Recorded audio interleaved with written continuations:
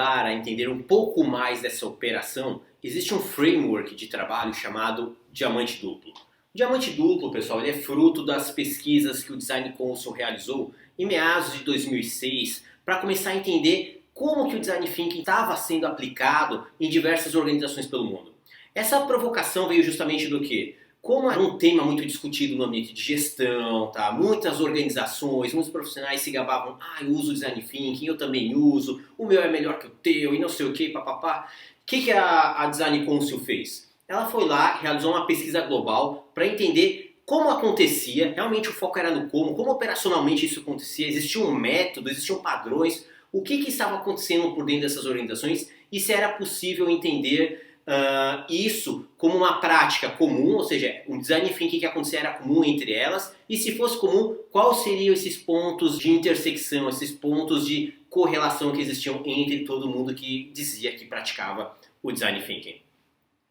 Design Council, pessoal, então traz para nós o resultado dessa pesquisa deles, que realmente eles perceberam que não existia metodicamente uma receita de bolo, ou seja, estava todo mundo seguindo a mesma orquestração, mas existia ali um princípio prático, operacional, que guiava esses profissionais no desenvolver do Design Thinking. A isso eles chamaram de diamante duplo ou Double Diamond. E como ele funciona? Ele praticamente funciona dentro de uma lógica de, numa primeira grande fase, entender o contexto, entender o problema, e numa segunda grande fase, construir a solução e entregar para o mundo a viabilidade dessas ideias.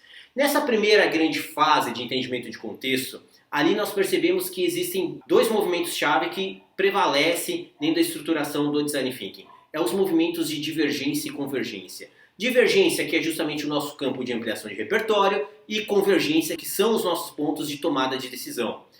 Na primeira divergência dessa primeira fase, nós temos ali o que nós chamamos de descoberta. O que é a fase de descoberta? É aquele momento onde nós estamos pesquisando, coletando dados, aprendendo, vencendo as nossas crenças, os nossos pré-conceitos a respeito de algumas temáticas e absorvendo muito aprendizado a partir do entendimento do problema. Nessa fase, pessoal, que nós estamos divergindo, nós iremos aprender, até que chega um momento que nós já temos maturidade para tomar algumas decisões, como saber para quem nós estamos trabalhando, saber quem está sofrendo dentro desse contexto, as características do problema, dentro de um problema, o que é realmente dor, e quais seriam as propostas de valor mais aderentes para esses nossos clientes. Quando a gente começa a sentir isso a partir dos dados que foram obtidos na fase divergente dessa primeira onda, nós começaremos a fazer o quê? A nossa convergência, que aí começa o movimento de definir, chamado aqui no diamante duplo. Na definição, nós tiramos sentido desses dados coletados anteriormente. Nesse momento de definir, nós vamos deixar mais claro para o grupo quais foram as decisões, quais foram as delimitações do que nós vemos como campo de atuação de trabalho, para que a gente tenha mais clareza no próximo diamante. Então, a saída desse primeiro diamante, do diamante duplo, é justamente o quê? A clareza de qual problema nós estamos atuando, qual a proposta de valor aderente para um determinado segmento de público, e ali os determinados segmentos de públicos definidos, claros, a partir justamente das fases de pesquisa. Uma vez tendo clareza e fechando esse primeiro diamante, nós avançamos para o segundo diamante. O segundo diamante, que é o diamante ali justamente de entrega, de construção de solução, de construção de valor. Ele também é estruturado num olhar de divergência e convergência.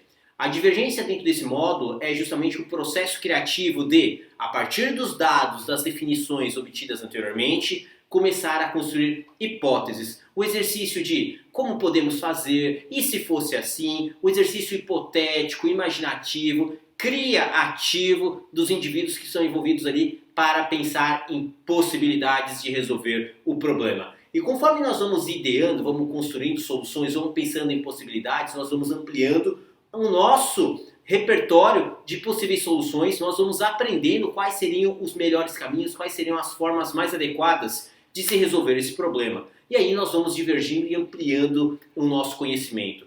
E aí a cada onda de aprendizado, nós vamos verificando se a gente não precisa desenvolver mais algum tipo de solução, algum tipo de característica ainda não foi abordado, se faltam detalhes a se trazer essas soluções, Se a gente consegue trazer um cliente para fazer um teste, fazer um que a gente chama de teste de fumaça, né? Verificar, validar se essa solução realmente para em pé, se ela faz sentido para as pessoas que estão ali sofrendo com o problema. Enfim, pessoal, quanto mais nós explorarmos criativamente o desenvolvimento e a construção dessas ideias, maior vai ser a nossa ampliação dentro dessa primeira onda do segundo diamante do Design Thinking.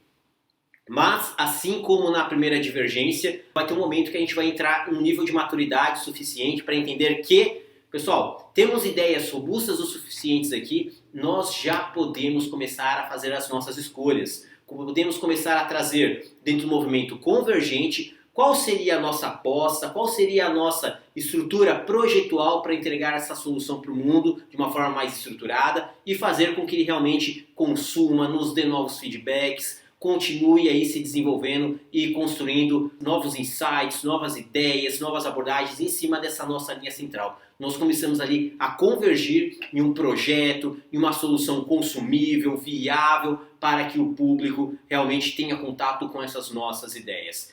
Essa é a lógica principal do diamante duplo que o Design Consul nos apresentou alguns anos atrás. Nos ajuda aqui a orientar como orquestrar as ferramentas no decorrer da nossa jornada do Design Thinking. Lá no começo, no primeiro diamante, trazendo na primeira divergência as ferramentas de pesquisa, as ferramentas que vão nos ajudar a ampliar nosso repertório sobre o problema, sobre as pessoas, sobre as boas práticas existentes.